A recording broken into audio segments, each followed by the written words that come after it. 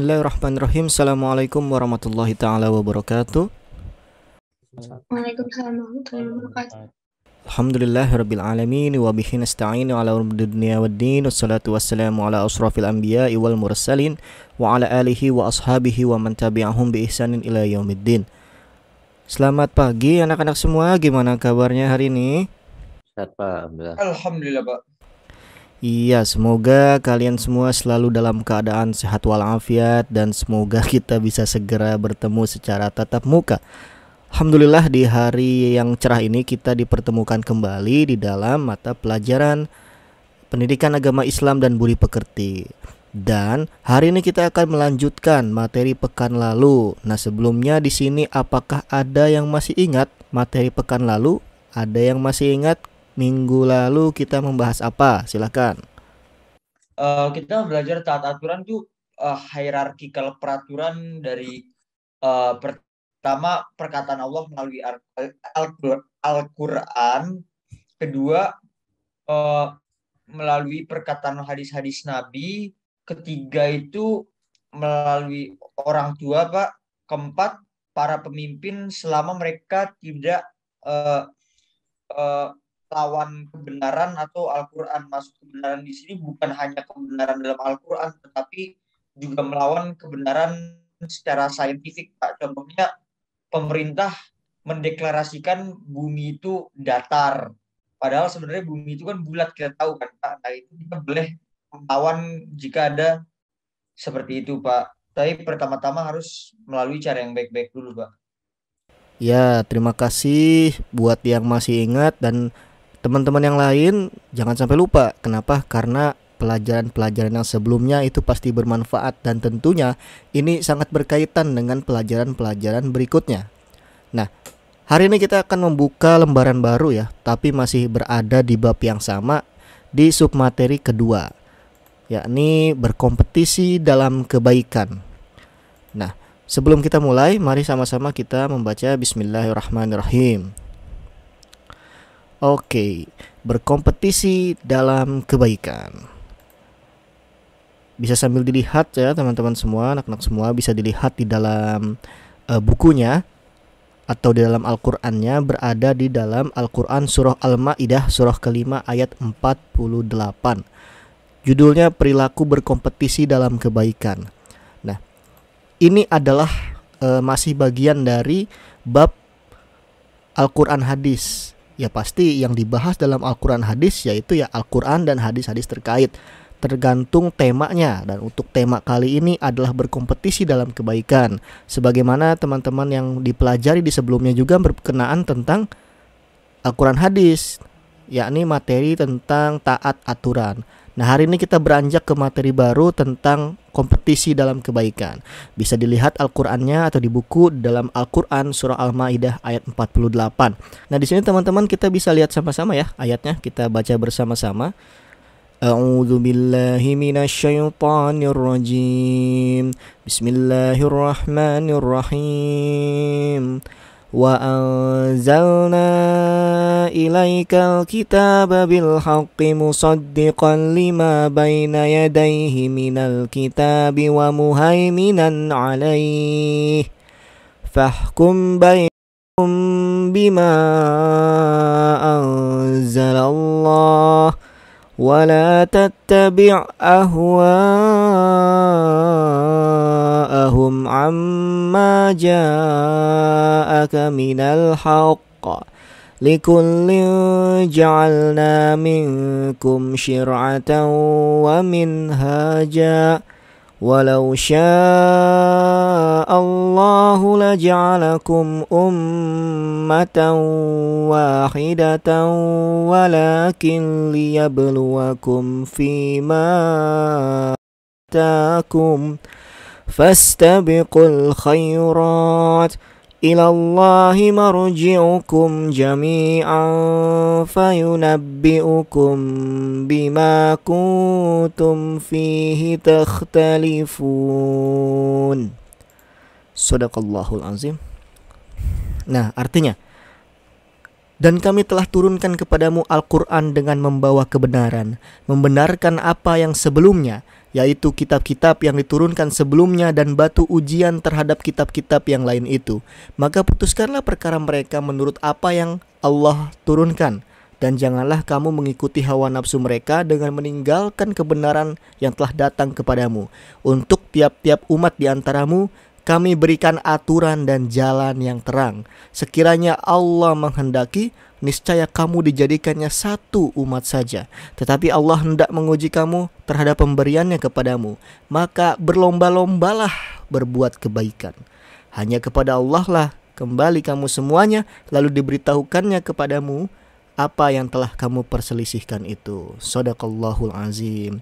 Nah teman-teman, jika dibanding dengan ayat yang sebelumnya, ayat ini bisa dibilang lebih panjang ya. Tapi sebenarnya ayat ini dengan panjang seperti ini, maknanya itu sangat dalam. Kenapa maknanya sangat dalam? Karena di sini Allah menjelaskan kepada kita bahwa secara de facto, secara faktanya, Allah memberitakan kepada kita bahwa Allah telah menurunkan Al-Quran ini yang kita pegang saat ini dengan membawa kebenaran. Kebenaran Al-Quran yang Allah jamin, dan Al-Quran pun menjamin kebenaran yang ada dalam kitab-kitab sebelumnya. Pada awal ayat ini diterangkan bahwa Allah memberitakan kepada kita bahwa Ia telah menurunkan kepada kita semua Al-Quran dengan membawa kebenaran. Al-Quran juga membenarkan apa yang ada sebelumnya, yakni kitab-kitab, Taurat, Injil, dan semua itu sebagai bentuk ujian. Maka putuskanlah perkara mereka menurut apa yang Allah turunkan. Jadi kita berhukum dengan hukum Allah, dan janganlah kita mengikuti hawa nafsu yang membuat kita meninggalkan kebenaran yang pasti, meninggalkan kebenaran yang nyata. Dengan cara apa kita mengikuti kebenaran? Ya dengan kita mengikuti apa yang Allah katakan dan Rasul sabdakan di dalam kitab Al-Quran dan hadis. Terkhusus dalam Al-Quran surah Al-Ma'idah ayat 48 ini, bahwa secara jelas Allah telah memberikan kebenaran kepada masing-masing umat terdahulu maupun umat yang sekarang. Allah telah menurunkan bukti. Allah telah memberikan kepada kita manual book, yaitu kitab. Dalam hal ini kitab Al-Quran, yang mana Al-Quran sendiri ini telah membenarkan bahwa Allah juga menurunkan kitab-kitab sebelumnya, yakni Taurat, Zabur, dan Injil. Nah dari itu semua, maka sebagai hamba Tuhan, sebagai hamba Allah, ya pasti kita diperintahkan untuk mengikuti apa yang ada di dalam kitab tersebut, kitab Al-Quranul Karim. Nah, kenapa begitu? Karena Allah memberikan kita, setiap umat, memberikan aturan dan jalan yang terang, yakni melalui kitab-kitab tadi. Dan sekiranya jika Allah menghendaki, niscaya kita dijadikan satu umat saja. Dijadikan satu umat saja. Tetapi faktanya yang terjadi saat ini, Allah dengan segala anugerahnya itu membuat berbagai macam varian, berbagai macam kepercayaan, yang semua itu adalah untuk menguji kita terhadap pemberiannya. Pemberian seperti apa? Seperti nikmat yang begitu banyak yang tidak bisa kita hitung satu persatu. Nah, lalu pokok perintahnya apa? Fastabiqul khairat. Nah ini dia nih teman-teman semua. Kata kunci dari ayat yang panjang ini sebenarnya ada di dua kata singkat, yakni fastabiqul khairat. Apa? Maka berlomba-lombalah berbuat kebaikan. Nah ini dia. Semua ini Allah telah memberikan kepada kita informasi yang begitu banyak, bahwa dengan turunnya Al-Quran, dengan diutusnya para Rasul, dengan segala macam kenikmatan yang telah Allah berikan kepada kita. Tapi pokok pembahasannya adalah, ya kalau sudah seperti itu, ya maka kamu harus berlomba-lomba di dalam kebaikan. Seperti itu. Jadi kita punya alasan yang kuat nih, secara spiritual maupun secara jasmaniah gitu ya. Dengan segala kenikmatannya, maka seharusnya dalam bentuk pengabdian kita kepada Tuhan, ya kita berlomba-lomba dalam kebaikan. Nah seperti itu teman-teman semua. Dan selanjutnya kita bisa cek ya isi kandungan dalam Al-Quran suratul Ma'idah ayat 48. Yang pertama, Allah menjelaskan bahwa setiap kaum diberikan aturan atau syariat. Syariat setiap kaum berbeda-beda sesuai dengan waktu dan keadaan hidupnya. Tentu saja kalau misalnya kita relate dengan pelajaran sebelumnya yakni tentang iman kepada kitab. Nah, di sini salah satu bentuk implementasinya adalah ini, bahwa aturan-aturan yang Allah berikan kepada masing-masing kaum itu ya harusnya kita laksanakan, harusnya dilaksanakan sesuai dengan waktu dan keadaan kaum tersebut. Nah, dengan begitu eh, guidance-nya atau pembimbingnya apa? Pembimbingnya yaitu para rasul melalui undang-undangnya yakni kitab-kitab yang dibawa oleh para rasul tersebut. Lalu yang kedua, Al-Quran sebagai pembenar kitab-kitab sebelumnya dan juga sebagai penjaga kitab-kitab tersebut. Dengan menekankan terhadap dasar-dasar ajaran para nabi terdahulu, Al-Quran juga sepenuhnya memelihara keaslian ajaran itu dan menyempurnakannya. Sebagaimana yang sudah saya paparkan tadi, bahwa di sini Allah meninggikan bahwa Al-Quranul Karim, kitab Al-Quran yang menjadi pedoman umat hingga akhir zaman, sebagai way of life kita semua, itu benar adanya, diturunkan adanya, dan sebagai pembenar dari kitab-kitab sebelumnya. Nah, ini dia keindahan dari Al-Quran. Al-Quran tidak menafikan bahwa Allah Subhanahu wa Ta'ala tidak menafikan bahwa sebelumnya telah turun kitab-kitab yang menjadi pegangan hidup suatu kaum. Contohnya yaitu kitab Taurat, kitab Zabur, dan kitab Injil, yang semuanya itu diperuntukkan kepada suatu kaum yakni Bani Israel. Dan wabil khusus Al-Quranul Karim yang kita pegang saat ini adalah kitab yang dijadikan sebagai pedoman hidup bagi umat Islam dan seluruh umat manusia hingga akhir zaman. Nah, yang ketiga nih, poin penting. Ayat ini juga mendorong pengembangan berbagai macam kemampuan yang dimiliki oleh manusia, bukan malah menjadi ajang perdebatan. Nah, bisa dilihat ya bahwa pokok penting di dalam ayat ini adalah bagaimana setiap individu, setiap kita, manusia itu mampu termotivasi dalam mengembangkan berbagai macam kemampuan, potensi apa yang kita miliki. Sehingga dari apa yang kita miliki, baik fisik maupun psikis, jasmani maupun ruhaniah, itu hakikatnya nanti dapat bermanfaat bagi masyarakat, dapat bermanfaat bagi orang banyak. Sehingga konsep dari berlomba-lomba di dalam kebaikan adalah berkolaborasi. Nah, ini dia keunikannya.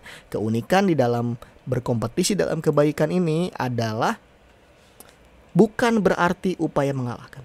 Berkompetisi dalam kebaikan bukan berarti upaya mengalahkan kebaikan orang lain, melainkan bagaimana kita mampu meningkatkan semangat dalam diri agar bisa lebih baik dari yang sebelumnya dan memengaruhi sekitar agar ikut berbuat baik. Nah, ini dia keunikannya ya.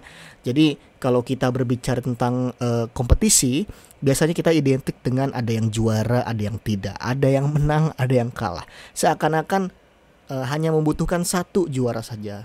Tapi di dalam hal ini, berkompetisi yang dimaksud itu bukan berarti kita mencari orang yang kalah.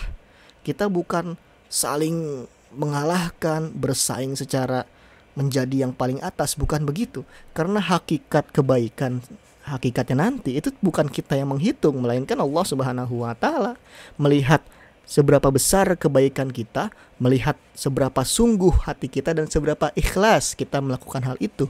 Sehingga kita sebagai manusia yang Allah amanatkan untuk berbuat baik ini, itu punya misi. Misinya adalah menjadi manfaat. Dengan cara apa? Ya dengan cara kita berlomba-lomba dalam kebaikan. Bukan berarti mengalahkan ya, bukan berarti mengalahkan, bukan berarti to defeat sehingga ada seseorang yang kalah.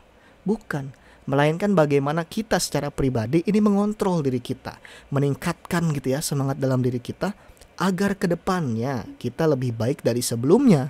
Dan gak cuma itu, kita yang tadinya semangat dalam meningkatkan kompetensi diri ini, meningkatkan perbuatan baik dalam diri kita ini, itu punya impact yang besar di sekitar kita, bisa memengaruhi sekitar kita agar mereka juga ikut berbuat baik. Nah, seperti itu teman-teman semua ya.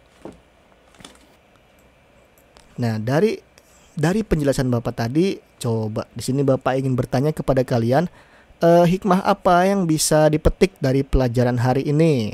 Silahkan. Pentingnya berlomba dalam kebaikan. Jadi kalau misalkan ada orang baik, kita harus berusaha menjadi lebih baik tanpa iri dengki mungkin ya Pak, kayak gitu. Bersaing sehat itu menurut saya menguntungkan Pak, karena bisa mengimprove diri sendiri tetapi menahan sistem tamak manusia Pak. Kan manusia kalau berkembang itu kan lebih baik Pak.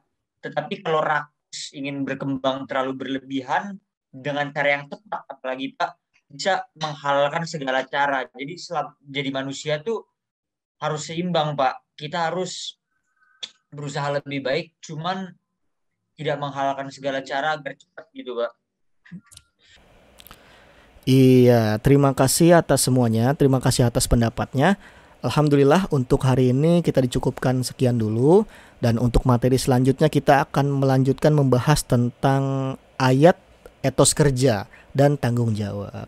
Nah, oleh karena itu Bapak menyarankan kepada kalian untuk mempersiapkan, mulai baca-baca dulu, mulai melihat apa sih materi yang akan dibawakan pada minggu depan, sehingga ketika kita bertemu lagi kalian akan lebih siap dan lebih mudah di dalam menginternalisasikan pelajaran yang kita diskusikan. Nah, terima kasih atas partisipasinya hari ini. Jangan lupa sholat dan jaga kesehatan, stay safe, stay at home. Semoga kita bisa bertemu di sekolah. Terima kasih. Wabillahi taufik wal hidayah. Waduba wal inayah. Wassalamualaikum warahmatullahi wabarakatuh. Terima kasih sudah mengikuti pembelajaran hari ini. Semangat pantang menyerah. Semoga Allah memberkahi ilmu dan amalan kita. Jangan lupa like, comment, share, dan subscribe. Assalamualaikum warahmatullahi wabarakatuh.